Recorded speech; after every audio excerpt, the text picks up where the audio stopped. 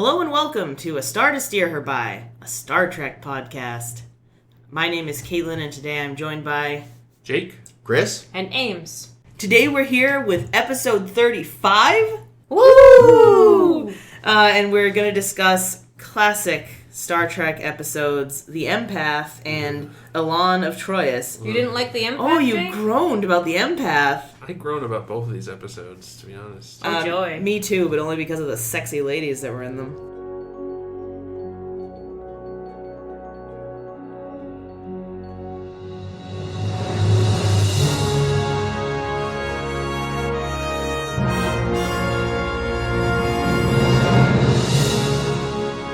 In the first episode, The Empath, once again we're visiting an abandoned research station, Minarath 2, apparently. Thank you, Ames. And the crew is gone, guys! Where have they gone? And the reason why the Enterprise crew are there is that the star that the planet is orbiting is about to go nova, so they want to help them GTFO. But when Kirk, Spock, and Doc beam down, everyone's gone, and they watch some tapes. The tapes show that some sort of horrible sound thing happens and the people on board disappear. And 2 seconds later, we watch the same thing happen to our crew. Great foreshadowing, guys. It was great. They nailed it. They come to in a big black room, also known as the way they were dealing with no budget. I actually liked it, though. I didn't mind it, no. Oh.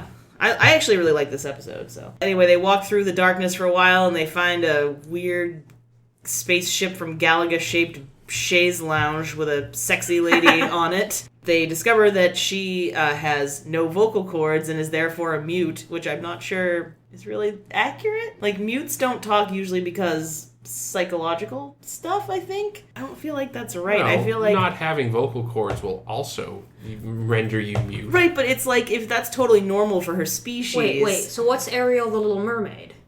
She still has vocal cords. That's true. But she doesn't have a voice. That's true. She's mute.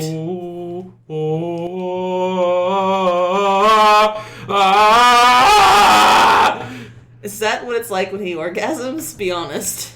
No. Okay. That would be great if Ariel made that trade with whatever her name is, the witch, Ursula, and like Ursula's like, all right, I'm gonna try out this new vocal cords that I got, and she's like,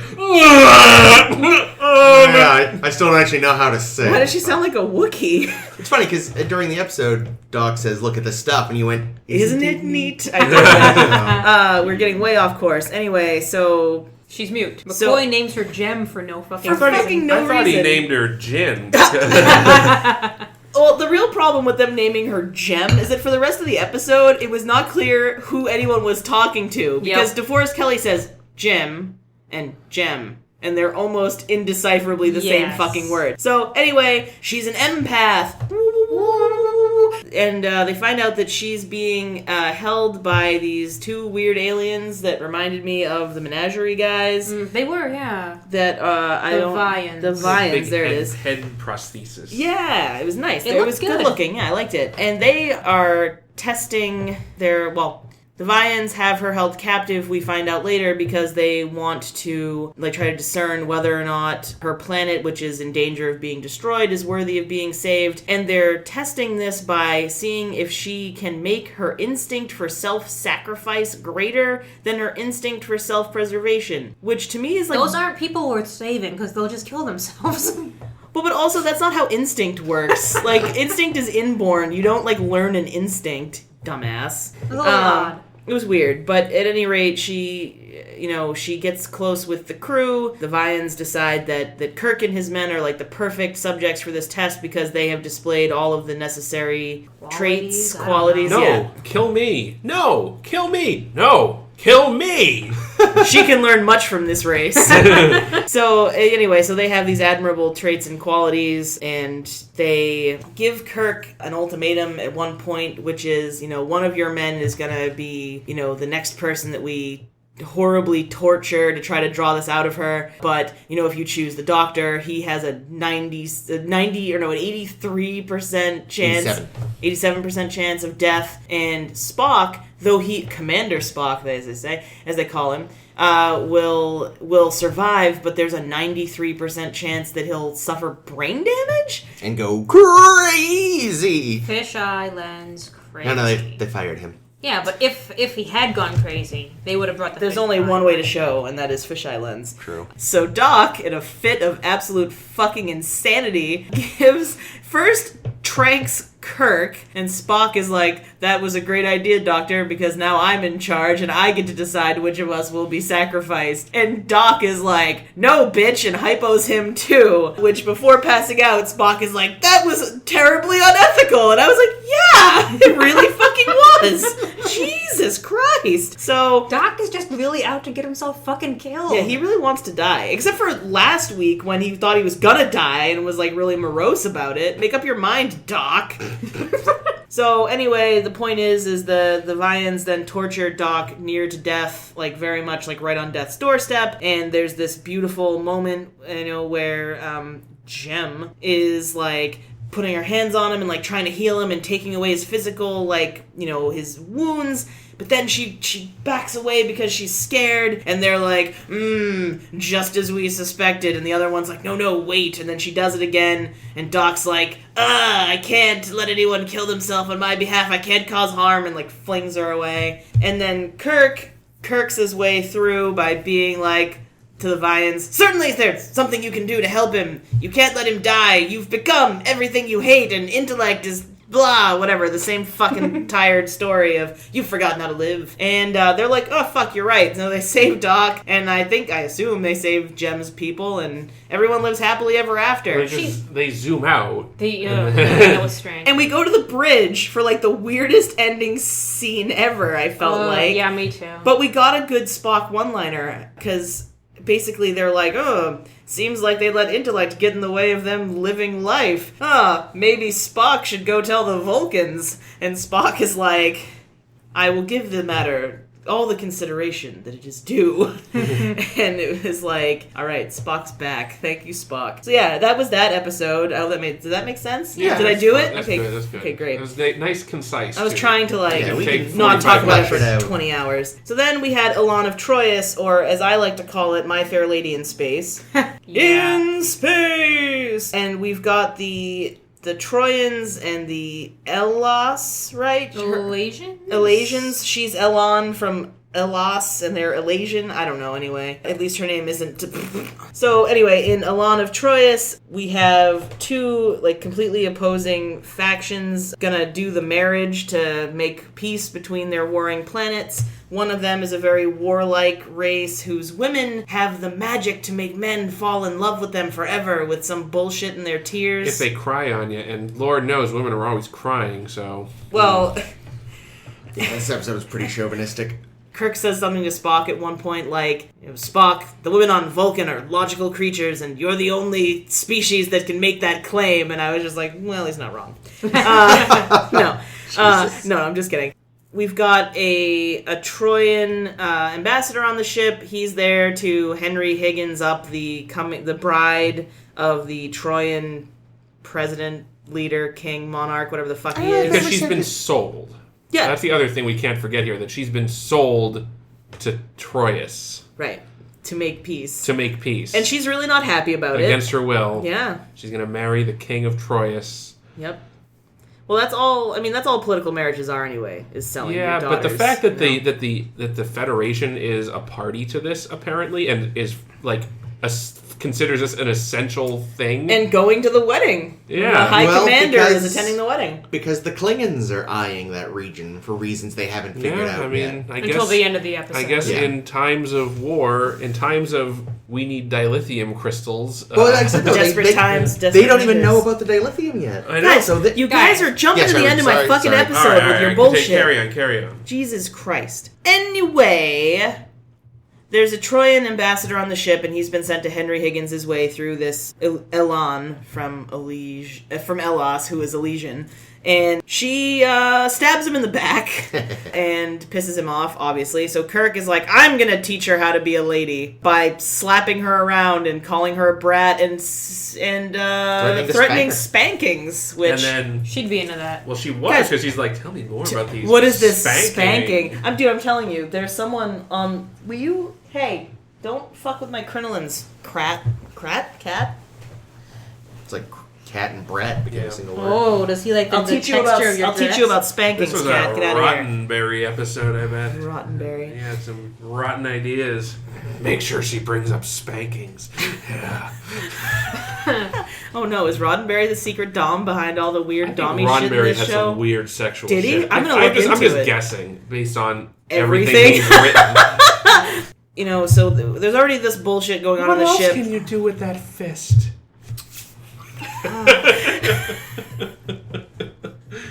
So, anyway, while Kirk is trying to slap some fucking civilization into Elaan, she cries on him and makes him fall in love with her, which at first I was kind of like, is this a ruse? But she really seemed into it, so I don't know. I still can't tell. Yeah, I don't really That's know. where this episode failed, because it should have been a ruse, or was set up to be a ruse. Yeah. But anyway. Well, but it sort of sounds like because she used the tears that she was bound by the same bullshit that he was, it seemed like a choosing and like a... Yeah, I thing. choose who to cry on? I don't know. I didn't write the shit. Why does Speaking nobody like me? of warlike races, it turns out the Klingons have been ghost censoring Ghost around. riding the whip. Ghost riding. And it turns out also that bodyguard number 1, Crichton, that's his name's Crichton, he is working with the Klingons to fuck over the Enterprise and also is in love maybe with Elaan, I think that was the thing. Yeah. Which I saw that fucking coming from a mile away. I was like, oh, here's this episode's Stan. There he is. So he kind of goes into engineering and fucks around and burns out a whole bunch of shit. The mechanical system is fused, whatever the fuck. Dilithium crystals are totally borked, and Kirk, is trying to outmaneuver the ship. They're like, we're gonna board you or destroy you. He's like, oh no, our dilithium crystals are fucked, what do we do? And they sort of don't understand why the Klingons are interested in this like piece of space, because this galaxy, because they're obviously trying to like sabotage their mission. Why? So the reason why comes to light because a necklace that's a wedding gift from the Prince Regent of Troyius, he gives her this necklace, gives a gift to Elaan, a wedding gift of this necklace, and it turns out that the necklace is made of dilithium crystals. Which she calls common stones. Yeah, it's just trash rocks. Right, so that shit's everywhere, and that's why the Klingons want it, because they want the dilithium crystals. Kirk's like, let's jam this dilithium into our dilithium holes and see if we can save the day. She was into that too. Wow. So, the day is saved, they get away, and suddenly Elaan is like totally fine with being sold off into this marriage. She puts on the wedding dress, she's wearing the necklace, she's wearing whatever, and happily ever after? And Kirk is cured She cried by on the ship. She cried on the king, and it was fine. That was like the best part too, was I was like, so, I before the end of the episode, I was like, so, and Kirk doesn't suffer because he's just impervious because James Kirk doesn't do love or what? And then it's like, Doc's like, I have an antidote to the tears. And Spock's like, not needed, bitch. I think it's needed. I think the Trojans need that fucking thing. Yeah, no shit. You know They're what? all bone. They've got a fucking Elysian on their planet now. She can do whatever she fucking wants. How many Fuck times do you the think, Trojans. Scotty has shown up for work in the morning and walked into the engine room and found Kirk jerking off on the dilithium chamber? Because the ship is his woman? Yeah. It happens all the time. Yeah, that's what I'm thinking. It turns out the antidote was the Enterprise all along. Which, I mean, honestly, aside from that, I liked the episode. I liked both these episodes. I actually really did. I was expecting, like, when they first showed Pretty Lady, Jem, in the Empath, and she started fucking interpretive dancing her way around, I was like... Yeah, I couldn't tell if I liked her acting. Was that actor maybe just a dancer? dancer? That's Because what I said. It was doing, like, ballet style, like... That's what I thought that too. I looked her up. She was a soap opera star. Oh, that actually explains also it. makes sense. That works too. That was just all in a day's work then. See, I remember it took a bit. I actually ended up liking the Empath as well. Although it did take a bit to grow on me because at first with the like budget saving no set combined with her weird movements, I was like, this feels like a community theater performance being put on by a company with like way too much faith in its ability to do art house. So See, I thought the lack of set and everything being black in the background is... I'm sure it was a budget constraint kind of a thing. Oh, yeah. But I thought it actually worked because it made all like the colors on the floor and that's really pop. It did grow on me, actually, relatively quickly. But at first, I was just like, what's happening here? Apparently, this episode was DeForest Kelly's favorite. Oh, Really? He got some good moments in it, so... He got tortured better than Kirk, I think, because he was dangling from his chains much better than Kirk was. Well, that was the funny part. In the wide shots of totally Kirk and not a stuntman, from behind, Kirk's arms are, like, basically, like, spread out almost as much as they can be. But then in the close-ups, he's got them, like, up next to his head. Yeah. Well, it's not how gravity would work either. If you were hanging from chains that were just like, straight down from the ceiling, that's not how the chains would hang you. But then they did the opposite with Doc's stuntman and then Doc, where That's like true, they did. His arms were higher above his head in the wide shot from behind, but then further out on the close up from the front. It's like they fucked up who was supposed to have their arms more spread out in the close up. I mean, my critique of this episode is that it just took forever to do anything in this episode. I feel like 90% of the episode, possibly because, Jem was a mute, was meaningful looks between everyone and everyone else. Like, it's just, like, I feel like this story could have been effectively told in 20 minutes, and they stretch it out to, 50 minutes or however long. Yeah, and that's been a problem with a lot of the TOS episodes, but for some reason, this time it didn't bother me, though. Really? For the life of me, I can't tell you why. Well, and the thing is, like, you feel like they could have had a slightly more substantial B-plot, because we do kind of check in with Scotty at one point. That's right. They, do nothing. They watch the solar flares and say, well, we might as well enjoy ourselves, and then I guess they just went and played 3D chess or something? I mean, clearly, the minute the camera cut, I was like, right, lads! Bust out the booze! Whatever, the kegger! So... Kegger? Scotty would never drink beer.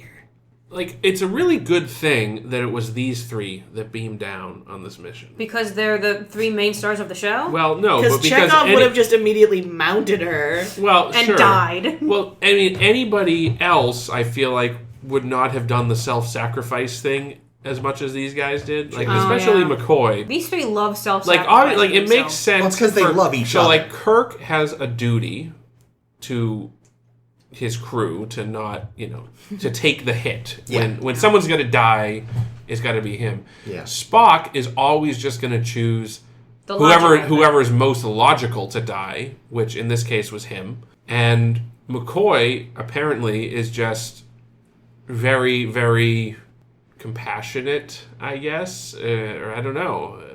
But like, I feel like if Scotty was there, he wouldn't have done this. He wouldn't have been like, "Yes, torture me to death." No, though he would have tried to punch the Vians. Exactly. Yeah, and he would have got stuck in a stupid force field that's powered by hate. Yeah, that was weird. Yeah, your resistance. I did really hate the way you get out of the force field was by like suppressing emotion. I did kind of. It's then Spock should never have been in the force field to begin with. Well, I think it was a combination of both physical and emotional. I still. It was resistance. So like if they were struggling. I did kind of enjoy though that like Spock's blinked off first, and Kirk actually looked kind of surprised. Like, really, Kirk? You're shocked by this? Have you met him? He is half human.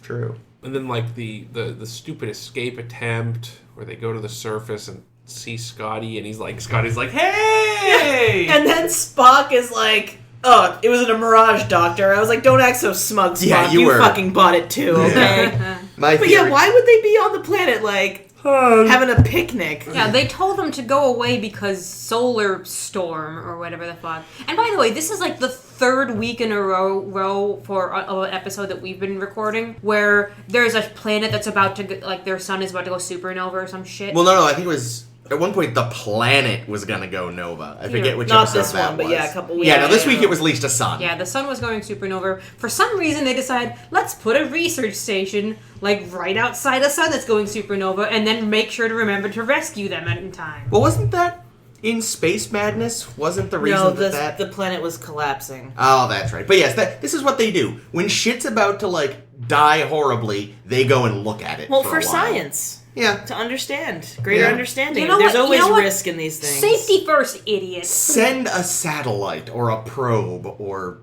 something without people in it. Chekhov. Yes.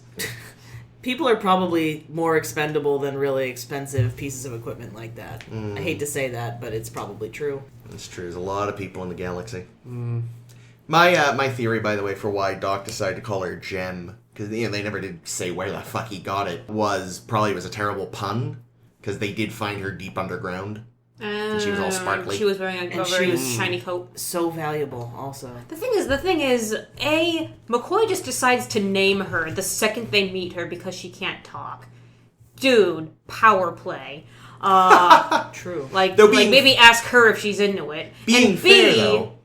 They almost never called her by her fucking name for the rest of the episode. The Vians catch on to it, though. Yeah, by the end, they're sold into it. Why didn't they name her? They've known her longer. They don't care. Yeah, they're too intellectual. Dickheads. How does McCoy know she doesn't have a name and it's just some hand sign? Well, how come, riddle me this, Star Trek, What's black and white? how the fuck does her species have no means of communicating? They're empaths, so they can kind of feel each other, right? I guess they can feel each other. I don't know. I mean, it looked like all she could do is she could detect if you were hurt or like sad and try to help you. But it sounds like she was assimilating their feelings, like the feeling of self-sacrifice and the feeling of whatever. Boners, yeah. Also, it's possible that, when she touches a member of her own species, maybe they have a stronger bond, and there can be a sort of a more proper communication than when she just touches a member of another species. So Deanna Troi is a empath. Yes. Is she? I didn't know this. And they do this sarcasm? That's the most sarcastic I can get. They do this weird thing in the pilot of TNG, which I don't think they ever do again, where she talks to Riker with her brain without talking. Yeah, I She also... that. Are you sure he wasn't just imagining her tits speaking to him? No, I mean, he's standing there and she's like, "Can you still hear my voice? Can you still read my thoughts?" Sounds really sexy. Yeah. No. Yeah, it's not because, no. Okay, fair enough. This is pre-beard Riker and 80s hair Troy, so... Well, you're not going to hurt me with the 80s hair. I like that. But Riker's not my cup of tea with the beard. So Really? Without the beard, I love it with the still beard. wouldn't be. But yeah, but Troy, though, isn't such a strong empath that she can take your injuries. Well, yeah, it's just also like, that's not really Not an empath, empathy. no. That's like, some sort of insane biological something. Yeah. Yeah, but they sort of used a lot of words that didn't mean what we think they mean. That's like true. how bisexual doesn't mean you can reproduce on your own. Right. That's true. I mean... So let's get this straight. So the Vian's plan is to break the Prime Directive entirely. Well, they don't have a Prime Directive. Yeah, because they're assholes. They're assholes. They don't care. Well, I mean, to be fair, the Enterprise does, and they break it all the Say, time. who's Who's the bigger asshole? Yeah. the person that has the Prime Directive and shatters it, or the person who's just like, fuck it? All right, so the Vians there's take. a bunch. So the idea is that there's a bunch of inhabited worlds in this system, And the sun's about that's to going to get supernova. destroyed when the sun goes nova. Yeah. And the Vians have transporters. They only have enough transporters to beam One race. One race to safety. Now, are they going to save everybody, or just enough breeding pairs? Just two. Oh. Adam and Eve, that shit. Yeah, that was not made explicit. So, but they have enough transporters to beam out enough people to save one species. Mm-hmm. So they've kidnapped Gem and have Tortured her a little. Well, apparently it's a good thing that the Federation just happened to decide to set up a research station on this planet. Otherwise, they would have nobody to test. Yeah. So they kidnapped some some Federation people. Until they showed up, they just had Gem doing puzzles for children. Kidnapped somebody, Obama, I don't know. Ozaba. Thanks, Ozaba. And Link. And they kill them or torture them to the edge of death and then let them die because they're apparently not good enough to teach Gem the secret of love. This is just bad teacher week on Star Trek. Yeah, like really, like this is what you're gonna do. You're gonna. I would just like to point out that they both got the results that they wanted. So are they really bad teachers? Yes! Yeah. Yeah, because the they're killing people. Yeah, the only way they got the results was because Kirk stepped in and put on his little mortarboard and said, "I'm your teacher now." Well, that's what I meant. He's the good teacher. That's what I meant. Well, the Now Ozaba apparently not a good teacher. you guys were saying like the Vians were sort of like yet another of these, like, oh, you've gotten too intellectual, forgotten how to feel. But really, I feel like this is a running theme that doesn't go away in Star Trek. You know, certainly advanced beings like get too fucking full of themselves. Yeah, and someone has to talk them down. Their Like heads get too big. There's definitely an Enterprise like that where they're doing a similar kind of like.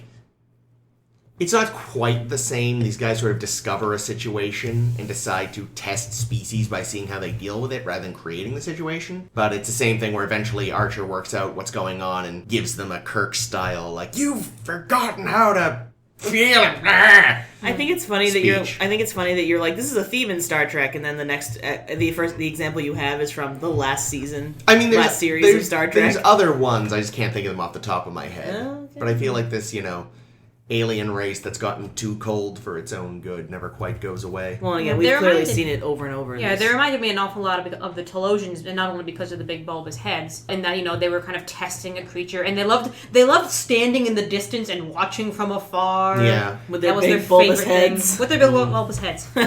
Apparently, this was also another one of the episodes that was that they refused to air on BBC when it first came out because of all the torture. Mm-hmm. You know that they don't let the Teenage Mutant Ninja Turtles were not Ninja Turtles but Hero Turtles in England because ninjas are illegal to depict. Wow. And so they would switch out all of their ninja weapons for something else. Well, I think most of them it was okay. They just replaced. Was it the sai they had to get rid of, or the sword? Whichever Michelangelo had. Oh, the nunchucks. They would replace the nunchucks with a grappling hook. Didn't one of them have throwing stars too? No. Am I making the this Foot up? Clan I think sometimes had throwing stars. Oh, okay. The Foot Clan. The Foot. But these guys were very Telosian, big heads, weird tests, silver cloaks, being a bit full of themselves and a bit insufferable.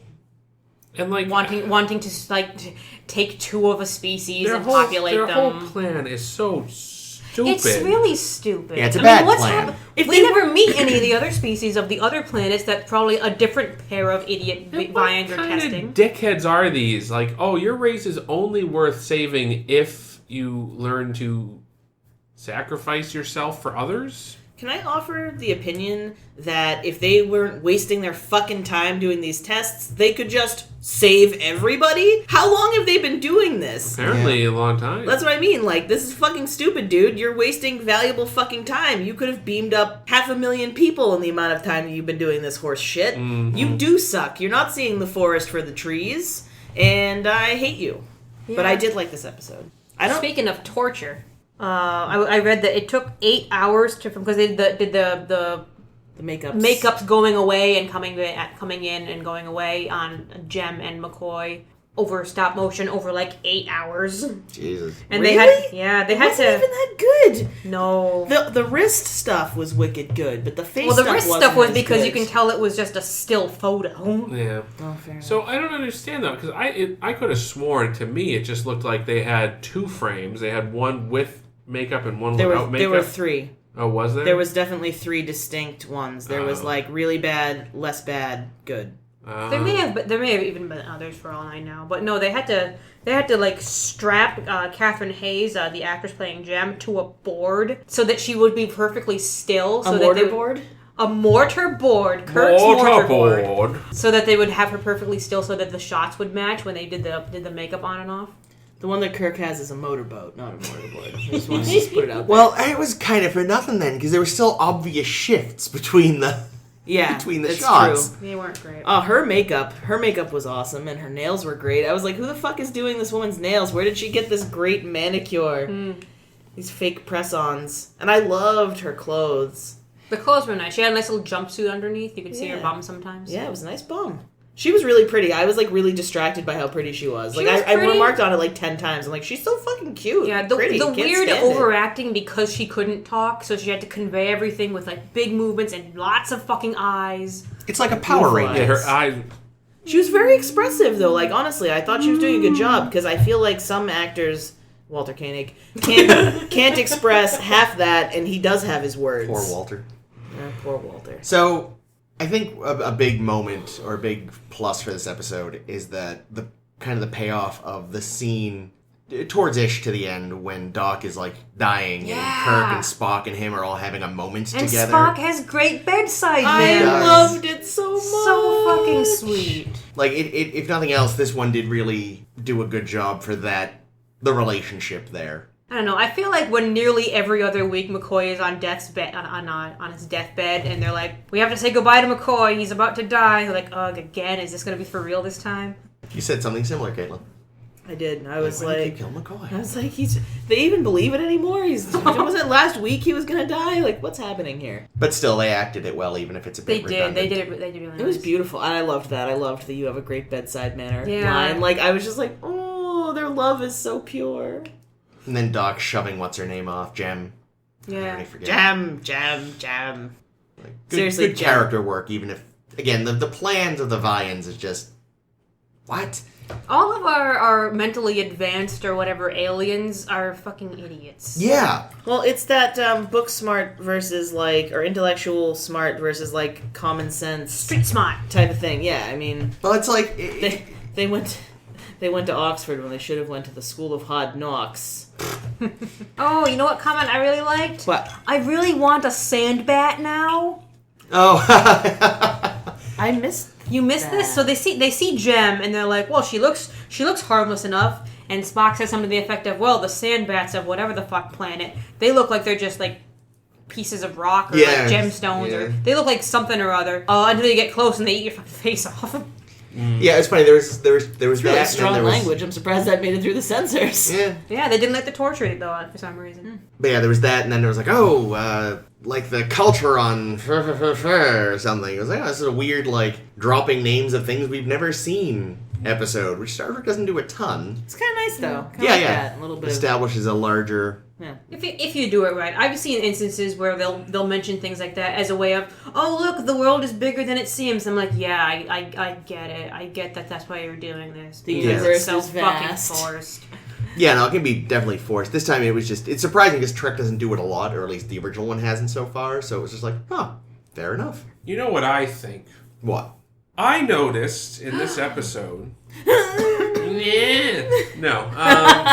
this isn't a nerd comment. I was gonna say, I can't quite put my finger on it, but the soundtrack was wrong. The scoring was wrong, and like I picked up on it. I was like, "There's something weird here. Like it was different." Or I didn't notice with the soundtrack so much, but I did notice that whenever they used their fucking irons to do shit, there was no sound.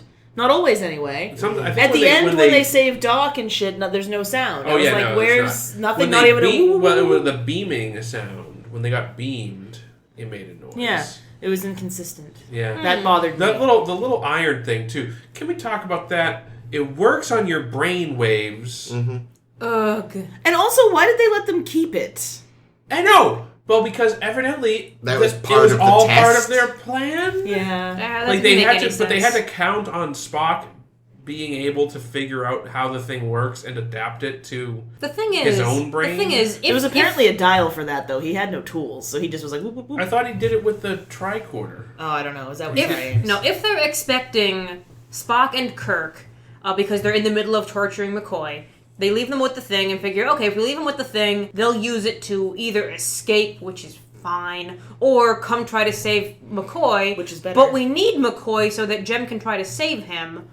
That doesn't make sense. Like, they don't need Spock and Kirk to come try to save McCoy because that's like specifically what they're using their captive lady for. Well, right, and they also are not letting them interfere. They're like, no, you can't, like, try to make her do it. Yeah. And I'm like, can't she fucking hear you talking about the fact that you're not gonna save the planet unless she does this thing? Does she know English? I don't really know. It's kind of vague. I think she only kind of like listens to your feelings. Well, she didn't not have eardrums, and they do have translators? Don't they? Because I think, right? So I don't know.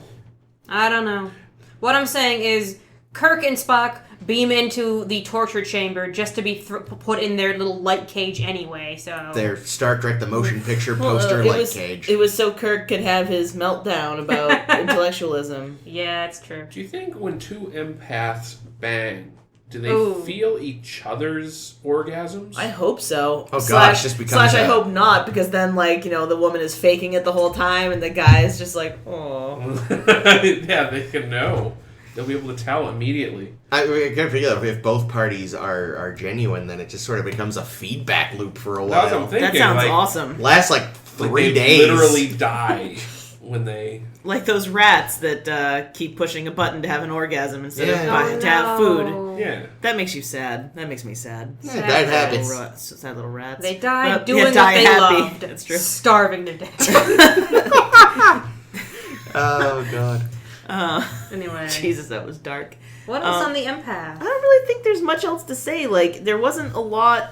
Yeah, there was It was very very- little on the ship. Yeah, it was very surface level. Like, it was like there was a lot of outdoors shenanigans. Even though it was so deep underground. I know, who would have thought? Yeah, like, I can't really explain why I liked this one when others with similar failings pissed me off. Yeah. But I did. It's because Jem was so pretty, and because the happy three were so great together. It just Happy was. three. It was a good episode. I liked it. It's not I a mean, top I five, didn't dislike it. I mean, I did dislike it, but I didn't.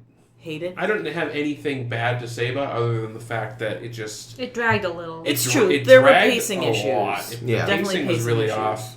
Like I say, I don't know what it was about the scoring that bothered me, but it did. Yeah, I gotta admit, I didn't give it notice another- the score at all, so I We'll think have to that give it was part. I another think I look and did see. notice the score, and that's usually yeah. And also just that, I don't know, I just didn't feel like it really elevated anything. There was no, like, it didn't elevate my thinking in any way. You know, I kind of put for now. I'm like, because it was recent and because it was really good. I kind of put The Sky is Hollow as my, or The World is Hollow and I've Touched the Sky. I kind of put that as my gold standard of like, this was a good episode with lots of layers and lots of meat to think about. And like, this episode just felt very, as you said, very surface level. Yeah, it didn't bring anything new to the table. I went into this one knowing that it was DeForest Kelly's favorite, so I tried to like give it a good shake and realized, okay, Tainted. I can see why he liked this. He had some fun torture stuff to do, and he had a nice, deathbed confession with Spock and Kirk, and the lady was cool. But I feel like they could have used her a whole lot better as just prisoner with feelings. They could have given her a fucking voice. There's no reason why she wouldn't have a voice. Huh. It didn't really add anything for her not to speak to me. I don't know. I don't know. I mean, I guess it made it so that they had to spend time figuring out what was going on. When she could, if she could speak, she'd just be like, "Oh yeah, the Vians, they're like going to torture you so that they can decide whether my species gets to live. So good luck." Yeah, I felt like that reveal that's why we're doing the thing. It came so late that I didn't even care anymore. Yeah, well, that's the thing. Like, what benefit was there even to the Vians to not explain the damn thing from the start? Well, That's a good question. because if they told them what the goal was, they wouldn't have behaved in like a normal way. Like they were trying to get a like natural reaction from them I instead guess of. I can see that, but then why fucking all the pussyfooting around? Why have the fake surface thing with Scotty? Why did they just jump right into the torture? Yeah. Because they had to learn that. Oh, they had fighter, to teach they Jem. Yeah, they had to show the giving yourself for others thing through this trial. That's true, So- but I feel like again that could have been accomplished a lot quicker. Yeah, no, I agree. I think- The pacing was definitely a problem with this episode. Yeah. And why did Spock ever just mind meld with that bitch? I wondered That's about a that good too. question. I was why waiting didn't for. Why didn't he just be like, "Oh, she has no vocal cords. Okay, hang on a second. Touch. Oh yeah, He here's was- what's going on." He was too busy trying to mind meld with her chaise lounge to I see if there guess was so. anything good with that, I guess. Yeah, like what the hell, man? Come on, Spock, get on it. Get with the program. Then there would be no episode. Yeah. Yeah. Anyway, moving on. I didn't mean to call her a bitch. I just meant like bitch as in, understand. why did he understand. mind meld that bitch? You know, Yeah, I understand. bitch as in the subject of thing that you do something to. Not sure that's better, but moving Probably on. not. Moving Moving on. on from women who don't speak at all to women who talk too fucking who will much. not shut the fuck up. Yeah. Oh, Elaan, you inconsistent bitch. There was so much going on in this episode. Yeah. None of which this I think is one was... where we can I can probably legitimately say she's a bitch because she's a total. She's bitch. a bitch, but her turn of heart just flips in a second. All I'm gonna say, but I did It's- fall in love with her eating habits because a woman that can eat a green chicken like that, holy shit! That was so gross. When they cut to it, I was just like, ugh. I mean, the I will not eat them semi now. This episode just fucking like all my expectations for this episode that occurred to me while I was watching it did not happen, and that was real. Like I got like blue balled like 10 times during this episode because You do a lot of edging while you're watching Star Trek. That's a little weird. Yeah, well, this episode did it to me. the fuck is edging? That's when you when you jerk off or like and you stop right pleasure before somebody, you come. and then you stop like right before they're gonna blast, Oh. and then like it's like ah! It's like intentionally blue ballsing yourself. Sure. I guess I don't know. This it's has been weird. Sex Ed Corner. It's weird. Anyway, I thought like here's some examples, right? Yep. Lay it on us. So Ellen, I'm gonna call her Ellen because it's easier. DeGeneres? Ellen, yep. So Ellen, first of all, this whole thing with Kirk and crying on him and making him fall in love with her is totally what the move that you would make if you wanted to manipulate Kirk into attacking Troyius, which is what I thought she was gonna do. Well, she even says at one And point, she started to let's do, and then fuck she up changed her Troyius. mind. That ended. She realized, so she goes into the bathroom because Kirk is being mean to her. And then Kirk's like, all right, fine, I'm leaving. And then she's like, wait a minute, why does nobody like me? And then she cries on him, and he rubs the tear off, and then he's like, all right. Wasn't he in the fucking room? I thought he had been, when he knew. He was there. He knew not to touch the tears. He was there did for anyway. exposition corner. Don't worry. But like, so He had just stopped listening. So like that's exactly the kind of thing that I would expect her to do. That character, as a manipulative, that they've set up as a manipulative bitch. Yeah. The whole episode, and then it's like, oh well, she's not. She hasn't really been manipulative. She's just been She's a petulant, bossy. but she's she's a brat. and- Like she's just an uncivilized little brat. Fair enough. I wouldn't say manipulative. I would say that she's been like forceful and unruly and petulant. But I don't know. considering she's being shoved into a marriage she doesn't we can want. talk about that. We'll get to that. That's fair. That's got a lot of problems for me. But anyway, so yeah, I think right there. So that's one expectation that didn't happen, where she brings Kirk under her spell and then doesn't use it. Like it's not really a plot point. It's Not really, no. It's not important that happened. Yeah, the only reason it's important is because he starts mouthing on her face. Like even when he's battling the Klingons, he specifically like doesn't attack them, and she asks like, "Why didn't you attack them?" She could have just said, "Attack them. You're under my power." Like, there's attack no them. reason for that. That whole thing with the tears. Not even a point. Doesn't really, affect no. the outcome or anything. And Probably then would have made it with her anyway. And then I expected it. Yeah, they could have just Get had it so that spanking like as he's like teaching her a lesson, she's like they start to bang. I mean like the only reason to have the tears is to give Kirk a modicum of dignity.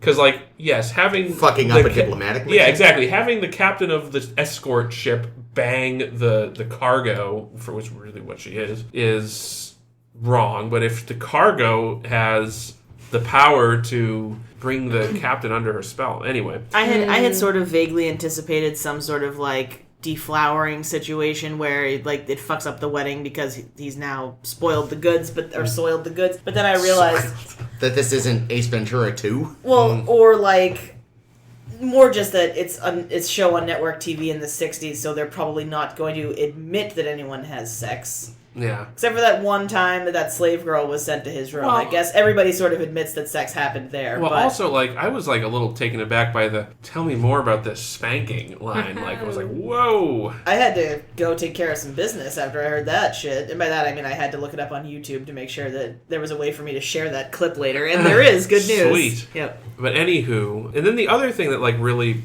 that I had expectations for was the Klingon thing. I thought for sure that she was either working with the Klingons or a secret Klingon herself. I didn't think that, but I thought maybe love. That would be too trouble with tribbles, though, I think. Yeah, but if she were... But, like... Because, first of all, she eats like a goddamn Klingon. Like, but it already is trouble with tribbles, because her first in command there was working for the Klingons. Yeah. Right? I did. Right? That was he was working the reason he was doing that, right? Okay. Yeah. He was working for the Klingons. Because he was jealous. Okay. We gotta talk about Crichton and the rest of the bodyguards' fucking, like, Christmas ornament suits. I hated those outfits. Oh my god. Were they wearing underwear? I don't know. I hope not. I was too busy being distracted by their pauldrons. That sounds dirty. But her outfits... She had some good outfits. Yeah. That wedding dress was awful. The wedding, I liked it. Well, actually, I like that you could see her butt. Like, basically, I had the opposite. I had the opposite opinion. When she turned sideways, like you got a full view. While I appreciated the view, and I did, I felt like I was disturbed by everything she was wearing. Because I was just kind of like, you're sending her to marry a prince regent or whatever. Why is she dressing like this? And then I remembered, oh yeah, this is Star Trek. Yeah. It was a little odd. Okay, there were a lot of things that were really odd. So Petri, our ambassador, gives her, some shoes and a necklace and her wedding dress. Because I guess she has to wear the wedding dress of Troyans, apparently. Well, she is property. Oof. Yeah.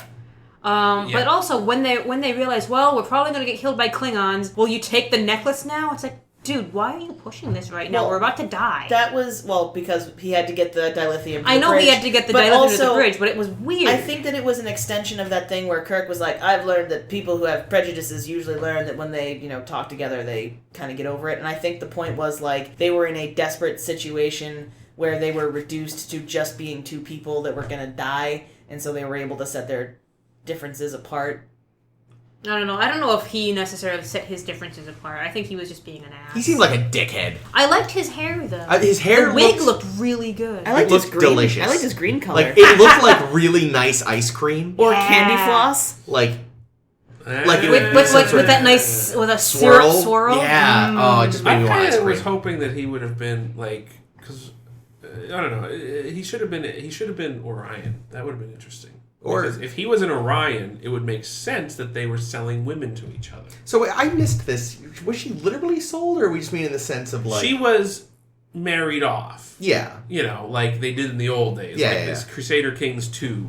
You got to marry off your daughter until you can, get in on Scotland or whatever the fuck you. Yeah, exactly. Which this is the type of shit that I could see, fucking, Actually, this is an Admiral Daughtry from Star Trek Insurrection move right here. Because this guy, there was he may not have been named in the episode, but I guarantee there was an admiral responsible for this whole thing. Because only an admiral would come up with a plan this fucked up.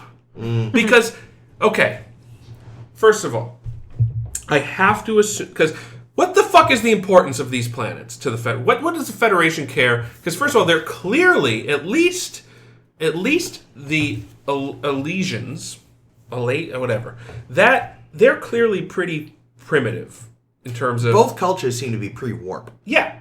They're on the verge of like nuking each other. Right. Well, yeah. If they're both Federation planets, they're in the border area between Federation. But they're Federation not Federation planets because they're both pre-warp. They both use maybe the Federation. Nuclear. Maybe the Federation knew about the dilithium. Well, that's what I'm saying. I have to assume that Federation knew about the dilithium. Though if they did, they didn't tell Kirk. They didn't tell Kirk. But he doesn't need to know, right? It's need to know. They're saying, go do this thing. So Admiral Fuckface, who is his name, is like, it's always about fucking mining, isn't it? We need to make sure we secure the mining rights to all the fucking dilithium in the system before the Klingons do. So let's make, and if there's a war, that's a perfect opportunity for the Klingons to swoop in and ally with one of these planets, especially the really warlike, primitive Klingon. Oh yeah, the Klingons would love that's that. The Elysians really should be allied with the Klingons. They get on like a house on fire. Yeah, well, they even eat the same. Yeah, no, I said that to Caitlin. Like they've got the same table manners. They're warriors. They don't take shit. They're basically Klingons. Yeah, no. I feel like later writers looked at the Elysians and said, let's just nix some of this for pretty much Klingons. Yeah. But at any rate, so the Elysians, right? So clearly there's an admiral who knows about the dilithium opportunities. And apparently there's dilithium on both planets because the Troyan royal jewels were made out of dilithium crystals, and she's even like, that's trash rock. Yeah. Maybe there's more of it on her planet then. Yeah, maybe because if the most valued jewels on the planet that's true. are the on royal Troyius. jewels are this dilithium necklace, then probably it's a little rarer there, but maybe her whole planet is made of dilithium, you know? Right. So then so Admiral Fuckface then is like, well, okay, we need to secure the dilithium. The dilithium must flow. How do we get this to work? Well, if there's a war, then that's an opportunity for the Klingons. But if we can prevent a war, well, how do we prevent the war? Well, they're not talking to each other, but there's this hot chick who runs the show over on Elysia. The dolmen. The dolmen of Elysia. Let's get her banging with the king of Troyius. The king of Swirly. And then I'm just shocked that Kirk, even without having all the information, that he went on with this. I feel like this is a period in time where the Prime Directive totally would apply. Yeah, no, it seems like it shit the bed here quite badly. Like there's no they're getting involved in the internal affairs of pre-war civilizations, which is by the later definitions of the Prime Directive. I don't know if that's. I know by the time TNG rolls around, pre-warp is the cutoff point for. But maybe it wasn't the case here. But at the same time, we're still interfering with the inner workings of two planets. Yeah, and we're fucking slave trading. Yeah. Like, we're fucking slave traders now. You know, though, what I think somewhat works for your theory is the fact that it does open with Kirk bitching about desk-bound Federation bureaucrats having come up with the plan. Yeah, I'm sure they did. I'm willing to bet somehow Johnny Admiral is like the only one who knew about the dilithium. Yeah. And his long-term plan was to get this peace accord settled, retire, and then set himself up a dilithium mining operation there before anyone else could realize what was going on. And then you know what? Kirk ruined it for him. And you know what? Then he can buy some women from Harry Mudd. Yeah. Because he loves buying women. He does. And he's a miner. Man, and fuck Mudd this guy. sells women to miners. Yeah, I'm sold. I hate him. You know what it is? This was all set up by the Prime Universe version of Admiral RoboCop. That's true. That's got to be Because it. he's got a Prime Universe equivalent in theory. Well, his daughter exists. That's true. Although in this one she's not British, which is never explained. Not getting naked all the time. All right, we're getting a little too deep in here. Yeah. It's funny though. I didn't really take that much of an issue with this arranged marriage like you do. I take fine, whatever, arranged marriage, but I do feel like she clearly didn't want it. Yeah, and I feel like the Federation facilitating. That seems weird. No, I agree. Now that you're saying it, I understand where you're coming from. But it's like, at first, I was just kind of like, they're semi-primitive people, and they're arranging a marriage to make peace. It doesn't feel that unusual. I mean, they're semi-primitive compared to the Federation, but they do have interstellar capability. But they can blow each other out of the interplanetary war. Yeah, I don't know. I'm just saying, like, it didn't bother me. On the surface of it, it doesn't bother me because people, like, marrying each other off to stop wars is, like, a tale as old as time. So, I don't know. Yeah, it's still sad, but it's not surprising. Yeah, but it shocks me that the Federation would be involved. I agree. I hadn't really thought of it that way. I assumed it was something that the two governments had come up with together, not the Federation. I missed that piece. So, you were going to say, Ames. I was going to say? Oh, I thought you were. Oh, I was just going to move on and talk about the Klingon that we see, and it's cloaked. When we first find the Klingon, he's cloaked. What do they call him? Ghosting the censors. Yes. Was he cloaked? I think he was I thought he was close. kind of out of They censor couldn't he was see like, him. well, no, he was in censor range because but they were picking him up on the sensors. Did they ever say? Because the Klingons don't have cloak. I don't think the Klingons formally have cloaks until Star Trek 3. That's what they want you to think.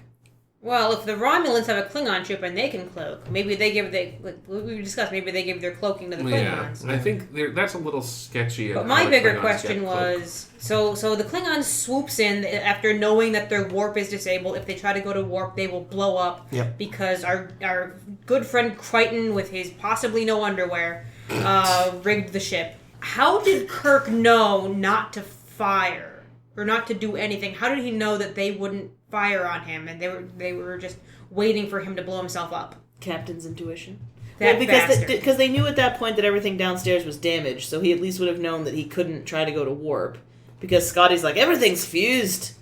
Impulse power. Blah. So they already know that everything downstairs is fucked, so he wouldn't try to go to warp because explosion. And maybe the Klingons don't realize that their guy's been caught, so they're still playing the game like everything's going according to plan. But since Kirk knows that shit's fucked up, he's able to. I mean, they could know their guy's been caught because he was trying. They caught some like communications going toward the Klingon ship from the guy. Maybe the guy stopped communicating, and they're like realized, oh, he must be caught because he's not communicating with us. But yeah, I mean, Kirk does explicitly state that the Klingons were hoping they just blow themselves up. Yeah, I know that. To prevent a whole war thing. So it is possible maybe they're still hoping maybe Kirk just hadn't gone to warp. They should have kept the fucking cloaking device they got from the Romulans for this kind of situation and used that. Yeah. Fools. Yeah, well, yeah. I bet whoever they gave the cloaking device to, but in the Federation, accidentally destroyed it or something. Well, so the thing with the cloaking device is it's not entirely... Because there's the Treaty of Algernon, or Algeron, I'm not sure how it's said, but it's a treaty between the Federation and the Romulan Empire that supposedly prevents the Federation from developing cloaking technology. The thing is, I'm not quite clear on when this treaty was signed. Was it signed at the end of the Federation-Romulan War? Because if so, the Romulans didn't have cloaking then, so why would they include that in the treaty? When did this treaty come up? It comes up in the Pegasus. A TNG. Maybe it was part of the Kimeter Accords, like just a side thing. Could be. But yeah, so the Federation is specifically prevented from developing cloaking technology, at least by the time TNG rolls around. Well, that's 80 years out. Yeah. So it's unclear to me why not every Federation ship is now equipped with a cloak, considering they stole one from the Romulans. That's why I'm saying maybe the engineer couldn't figure it out. They didn't have Scotty. Scotty was busy. It took Scotty like 20 minutes to plug the thing in. Yeah, but that's plugging it in. That's not creating a new one. Yeah. According to Memory Alpha, the Treaty of Algeron was signed in 2311 following the Tomed incident. Oh, okay. So so it doesn't exist yet. Yeah, it doesn't. So you're right. They should have been developing it. Yeah. No reason not to. But maybe they were, but they dropped it off, and then they had to warp 1 billion miles away to do their... To go to a wedding. Exactly. So, they haven't had time to go pick up their new Federation standard issue cloaking device. So you know what? What? I feel like, was this okay, what is the real world parallel? If the Klingons, for this episode, I mean, if the Klingons are the Soviet Union, and the Federation is the United States, what East Asian country are the two planets? Is it Vietnam? Is it Vietnam? It could be. I mean, you're just saying that because the actress was of Vietnamese descent. Well, no, but it's because North and South Vietnam were this is clearly a proxy thing. Do you think so? I mean, if it's clearly competition with the Klingons. Clearly. I mean, it's on the Klingon Federation border. The Federation has an interest in maintaining peace, which is weird because, sometimes un peep is just un peep. It's true. Could this be a... Marshmallow peep. East Berlin, peep West Berlin thing? I don't know. They never were threatening to go to war in the same way. They were always more of a war of intelligence. Yeah. A Cold War? Well, I mean, that's why I say, because in real life... the Vietnam War and the actions in Cambodia, those were obviously, I'm not gonna say primitive because that's pretty fucked up to say, but they were guerrilla wars. They were fighting in the jungle. The United States and the Soviet Union, which were technological powerhouses at the time, were fighting these people that were basically getting their asses handed to them because they didn't know how to deal with it. Yeah, because they were fighting a guerrilla war. Similar to when, we didn't do well against guerrilla warfare in Vietnam. Russia wouldn't do well against guerrilla warfare in Afghanistan. Yeah. It's funny to me because, America won the revolution because they, didn't do the whole, phalanx shit, bright red uniforms and, strict, formation, against the British were doing, and it's kind of funny that 10 seconds later we forgot about that. Yeah, we forgot about that. Well, the Vietnam War, the way it was fought because they weren't fighting an army. I mean, they were fighting an army, obviously. The Viet Cong were an army, but they weren't fighting a traditional army. They basically, I think that's actually a pretty good analogy, because in this scenario, the United States was coming in like the British were in the Revolution, because they were fighting the wars that they knew how to fight. Yeah. But the people that they were fighting, the Vietnamese, were fighting the way they knew how to fight, which was to in like the woods and dirty. They fought Which dirty. again is exactly how the Americans Right, fought in the Revolution. They totally fought dirty, and Yeah. that's fine. I mean, good for them. We shouldn't have been fighting them in the first place. Yeah, we got these woods, and you enter them, you're not coming out. Yeah, that's why Apocalypse Now is such a great movie. Really good movie. It's a good movie. You guys ever read The Things They Carried? No. Yes. Super good book. What's it about? Not in a very long time. It's about Vietnam War. It's written by, I believe, a veteran. And it's written very, very well. So the thing, it's a collection of short stories, more or less. And he writes a lot of like war novels and stories and such. And the titular story from the collection is called The Things They Carried. And it just lists like things you carry through the jungle. And it's like, we carry... This is so-and-so, he carries the med kit. This is so-and-so, he carries, the fucking giant gun. This is so-and-so, he carries the communications device. And it just kind of follows them as they're going along, whilst they're also carrying each other and carrying their feelings and carrying all this other stuff. And carrying the weight of the guy that got blown up in a fucking cave. And now they have to carry whatever he was carrying also. Yeah. The strong guy here carries the big, heavy fucking trunk. Interesting. What's it? The Things They Carried. The Things They Carried. Really I'd like good. to read that. That sounds good. I actually wonder if there's some parallels here to like the banana republics of Central and South America that the United States set up.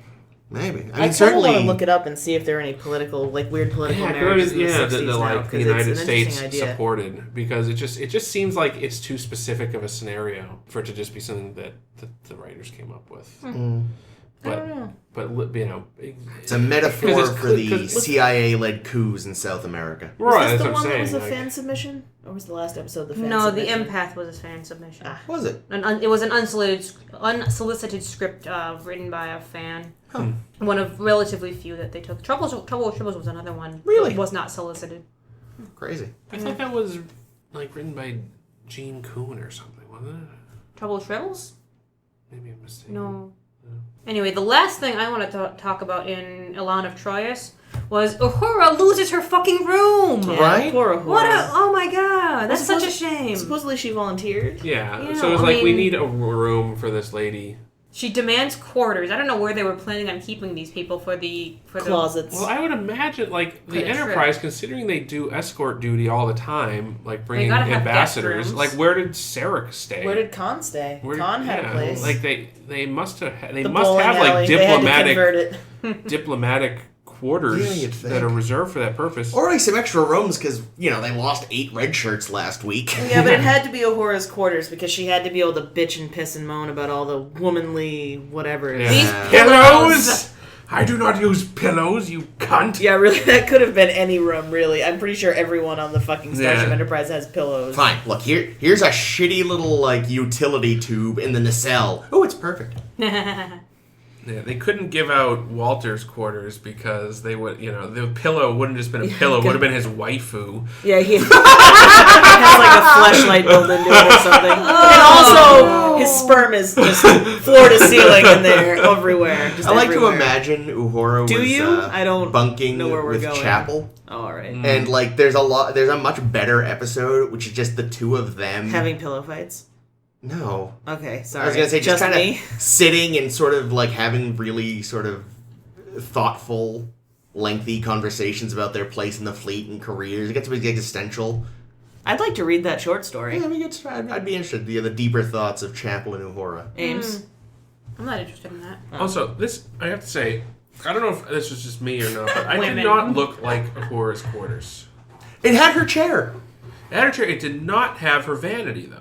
No, that's true. No Unless I- mirrors and actually no literal vanity either. You feel like she probably would have Well, a they nice finally table took my and advice and got rid of all the mirrors in Uhura's rooms because Well, she those- keeps seeing weird shit in That's them. true. As they've established, though, those vanities do turn and That's hide true, in it the could've wall. been- It could have just yeah. been turned. Oh, yeah. Maybe. Because that was established way back with Janice, I think. Yeah. Oh, you meant an actual vanity, or She did you had- mean she her had- vanity? Uhura's room has a vanity that has a mirror over. See, when you said where was her vanity, I thought you meant the fact that she is vain. Well, I thought it was very poetic of you, actually, but now I see I read too much. Where is Uhura's vanity? She was pissed that her room apparently wasn't good enough for Queen Dolmen there. But by good enough, it means it was too comfortable. Well, true, but she didn't realize that. Yeah. At first, Too many soft pillows. But she was really. She was. I really gave up my sad. nice soft pillows for this bitch. Yeah. But yeah, I don't know. And, I actually really did like the portrayal of the Dolmen. I liked her at first because she was very different. Like, and they like made the point of bringing up like the women are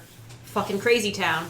But the fact that she once she put her mouth on Kirk, her personality changed. Oh yeah, well yeah, and it was absolutely. Ugh, why Kirk's mouth is not magic, guys? Yeah. Really? There are definitely two Dolmens in this episode. There was the first half of the episode where she is a badass and she's having it her way, and if you fuck with her shit, she's going to literally stab you in the back. Literally, if you try to give her any presents, she's throw, gonna stab the shit out of you. Or throw a knife at you. She's pretty badass, and and with good reason, because she's been fucking sold, and that's a thing to be pissed off about. Yeah. Yeah.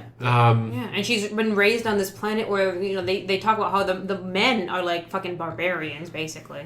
But then, as you say, her change really happens because she really nobody likes me, and I need a spanking. Boo, boo, boo. And then she's like, Kirk, put me in the palm of your hand, and that's what happens. Yep. She does just suddenly lose all of her personality. She loses all her personality and becomes fucking Kirk's woman. Yeah. And they're notching his lipstick that's case. really sad. Sorry, sweetheart. They the took only woman. a pretty cool character and made it Kirk's broad, Yeah, it's too bad. It actually is too bad because she was really cool. She was cool. Every time I feel like we don't see a lot of women of any real power, so it's almost even worse in that case because it's just we had the same problem with the Romulan commander lady and her jonesing for Spock. She was a badass, and then she's like, Spock, I want to suck your pointy penis. Ooh, it would be pointy. Is his penis pointy? We've Just discussed like this. his ears. We talked about Oh, this. good. Okay, good. And then I had forgotten this important. I'm just I like to imagine item. a follow-up to this episode, a continuation, where she murders her husband on their wedding night. Oh, she does. Yeah, But she gave Kirk her knife. that's true. No, it's because she's going to use poison. Because she's The women's- a woman. Or she's just gonna break his fucking I was gonna say, I neck. don't think she has much. I don't think she needs a weapon to murder somebody. Well, especially, if that ambassador is any indication, the Troyans are all just pasty blue people with ice cream hair. Mamby-pamby a little bit. What a fucking dickbag that guy is. He was a bad ambassador. I didn't think he was a dick. I don't think he was a jerk. I just think he was a tool. He was a bad. I don't know. He's He's just you're an after he got. Again, that's his culture. They all could be like his that. And that's culture just is shitty. Well, that's fine. I understand. After he gets stabbed, he doesn't want to be reasonable. But before he got stabbed, dude, you're really bad at this ambassador thing. The whole point of being an ambassador is to put aside your personal bullshittery. But when she's treating him like shit, it's kind of hard to But irritate her. he knows. But he's that's imploring the her case and going giving her nice gifts I don't and think this all would this happen. shit. I don't Oh, think what? this So would just happen because to he puts Sarah. in some nice and some presents, she's supposed to okay? I also What think, I mean is I'm not saying that. I'm saying that he is doing the diplomatic thing, which is he is offering gifts and giving her respect and being you're gonna be one of us and here's some things. I don't feel like he does anything wrong. I wouldn't say he's particularly good at it because if he had done what he really needed to do was research. A good diplomat should have done research. That's what I was going to say. Is that he clearly knows nothing about. He just knows opinions about them. But maybe they don't know anything about them because they haven't ever had good relations. But again, how do you get information about them? You don't go in, you don't get to the point of political marriage without knowing anything about the culture. Yeah. Unless it's set up by Ambassador Fuckface who hasn't bothered. Well, that's what I'm saying. Ambassador okay. Fuckface is a fucking idiot. He doesn't understand the other culture. He's openly hostile towards them, thinks they're animals. Yeah. And, like, it's like... honestly... What kind of fucking ambassador is like, yeah, the people I'm dealing with, they're fucking animals. They're fucking horrible. And, my God, they they're should have savages. sent Sarek. It's like, yeah, Sarek would have dealt with this shit. So much better. Yeah, Sarek knew how to fucking embass. And for all we know... Did I say ambassador? I meant Admiral Fuckface. Oh, yeah, Admiral Fuckface. That's why they don't know anything about each other, because Admiral Fuckface was just like, I'm going to slap these jigsaw puzzle pieces together. I don't think Ambassador... Swirly hair. Swirly hair. Oh, Petrie. I don't think Ambassador Petrie was an ambassador at all. What? I think he was just some guy, some patsy that Admiral Fuckface hired. What if he is the Prince Regent of Troyius? It's some Aladdin shit. Arabian Nights, Arabian Nights, Arabian Nights, Arabian Nights, Arabian Nights. And with that, Woo! this has been episode 35. Is of Aladdin a Star to Steer racist By. movie? Probably. Some of the lyrics, yes. Jafar is definitely racist because he's evil and he's the only one that has features, more ethnic features. Yeah, he's like the original brown guy. The original release of the film had a line which was something along the lines of where they cut off your hand if they don't like your face, that they changed that when they released it on tape. Yep, no, there's a lot of fucked up shit about Aladdin. But maybe that's a 10 Forward episode? Maybe. It's probably not. I don't know if there's a... No, it's not. Disney 10 Forward, but... Yeah, that'd be fun. Titan AE is not Disney, but it could be. Anyway. Oh, no, that awful Treasure Planet. I never saw Treasure Planet. I've heard it's not good. Osmosis Jones. That Disney? I don't know who did that. Shatner's in it, though, so... Oh, there you go. There's our in. Check us out, Chris. I'm trying. Dun, dun, dun, dun, dun, dun, dun, dun, dun, dun. Thank you very much for joining us for episode 35 of A Star to Steer Her By. This is a terrible episode of our podcast. Thank you, Jake. Yeah, you're right. We didn't talk about touching dicks or diarrhea or fisting nearly enough. It's not enough. entertaining. Our audience is going to leave us. This is horrible. What audience? We had an adult conversation mostly for once. I know, and that's what irritates me so much. Hey, don't make me administer the old Earth tradition of spanking. Hold on. You petulant brat. Tell me more about this ass fisting. Nailed it. We saved the episode. Tell me more about jizzing horse dildos. Do you know that's a thing? Horse-shaped, like horse dick. I saw not horse-shaped, but horse dick-shaped dildos that squirt fake jizz. Yep. Why does it have to be fake? Do you know about the ovipositor? Because they. I do know about the ovipositor. My friend at work was telling you about this. You just scared We gotta do a 10 Forward on the ovipositor. No, we It's don't. so fucking horrible and weird. It is. I watched a video of a woman doing Jello shot eggs out of it. What? Because they're made out of gelatin. Okay. There's a mold. I'm just gonna say for the record what the ovipositor is, and then we'll get on to the end of the episode. Sorry, I've had 2 fucking giant glasses of gin, so excuse me. Thank God we've got 2 The more episodes to watch to try to sober ovipositor is you a up. dildo. It's a dildo that you preload with these gelatin eggs. Gelatin eggs. You fuck it, and then it impregnates you with its gelatin eggs. It squirts the gelatin egg inside of you. Yeah, but you really have to make it do it. Like, if you ever seen them, like, you really have to, like, milk that egg into you. I honestly haven't for seen the demo of it. I know what it is. I'll send you the Jello shots thing. It's not This sexual. will not be going on the Facebook page for those who are wondering. I Just think Google we it need a yourself. XXX. I mean, our podcast is rated E for explicit on iTunes. As opposed to E for everyone. I don't think Facebook will let us post a sexually explicit video. Again, it's literally women, like, taking Jello eggs out of them. We're not. Well, I'm just saying, I'll send you that so you can see how the mechanic of it works. I'm obviously not going to send you porn, but these women loaded Jello shot eggs into porn it. Too. I'm okay with that. All right. Yeah. Fine. That's fine. I've got a nice... Yeah, the ovipositor. What a fucking weirdo thing. And, like, it's... Yeah, people love all kinds of weird shit, Weird man. sex. It's Weird, bizarre. like... The spanking seems much more normal now compared with this. Well, I mean, in the fucking 60s, weirdness. though, there was no ovipositor in the 60s. There was no jizzing horse dildo in the 60s. If you wanted a you horse had to cock... fuck a horse, yeah. If you wanted a horse cock inside you, you had to fuck a horse in the 60s. And Please by join God, us. they did. next week, Start that again. for Whom Gods Destroy, They destroy us for Horsetail. and the intensely unsubtle Let That Be Your Last Battlefield. Wait, are you black on the right side and white on the right side, or black on the right side and black on the left side? Jake is way too much drink in right now. Shut up! Jake's in Do you his want to cups. redo that, Chris? No, it's fine. So that we can cut Jake out of the podcast entirely. Forever. Do please find and like our Facebook page, A Star to Steer Her By. We are on Twitter and Tumblr as SSHB Podcast. Subscribe to us on iTunes or whatever your favorite podcasting app is. Tell your friends, tell your enemies, tell your bartender, tell CK Dexter Haven, Tell your fucking AA brothers, Jake. whoever you'd like. I've been Chris. I've been Ames. I've been Caitlin. And this is always Jake, you fucks. Thank you for joining us. Be sure to tip your yeoman. Be sure to cut Jake off. What's the song that Riley sings? Oh, He sings. I can Kathleen. only think of the one that the other one sings. Jolene, Jolene, Jolene, Jolene. Okay. All right, good. That's good episode. That's not everybody. what Riley sings. That's No, Riley. It was a good episode until the end there. that Yeah, was off the rails. Dolly Parton Yes. singing Jolene. Jolene. Jake, you're cut off. Dolly Parton has large breasts.